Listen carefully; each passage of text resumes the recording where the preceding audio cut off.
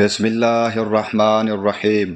حضرت ابو سعید خدری رضی اللہ عنہ نے بیان کیا کہ نبی کریم صلی اللہ علیہ وآلہ وسلم نے فرمایا، جب بھی کوئی شخص حاکم ہوتا ہے تو اس کے صلح کار اور مشیر دو طرح کے ہوتے ہیں۔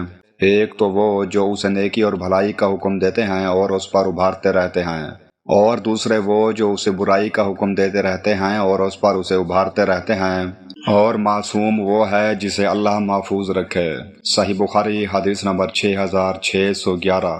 ہر ذمہ دار شخص کے ارد گرد اچھے اور برے مشیر موجود ہو سکتے ہیں۔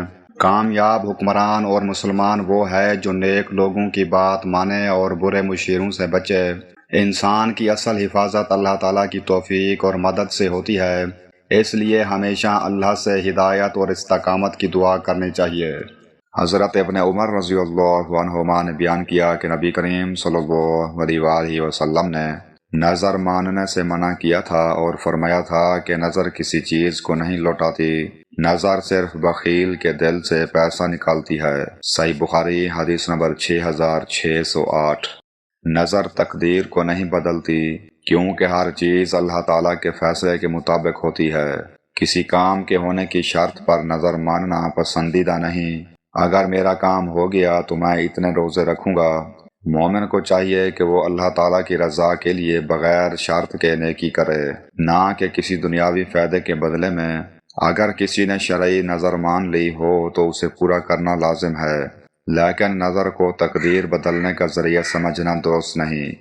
حضرت عائشہ رضی اللہ عنہا نے خبر دی کہ انہوں نے رسول اللہ صلی اللہ علیہ وآلہ وسلم سے طاعون کے متعلق پوچھا تو حضرت صلی اللہ علیہ وآلہ وسلم نے فرمایا کہ یہ عذاب تھا اور اللہ تعالیٰ جس پر چاہتا ہے اسے بھیجتا تھا، پھر اللہ تعالیٰ نے اسے مومنوں کے لیے رحمت بنا دیا۔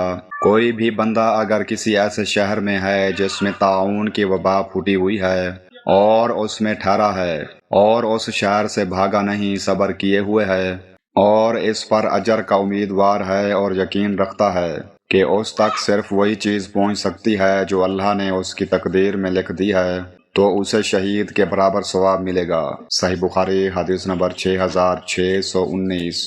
ہر مصیبت اللہ تعالیٰ کے حکم و تقدیر سے آتی ہے۔ مومن کو آزمائش کے وقت صبر اور اللہ پر کامل بھروسہ رکھنا چاہیے۔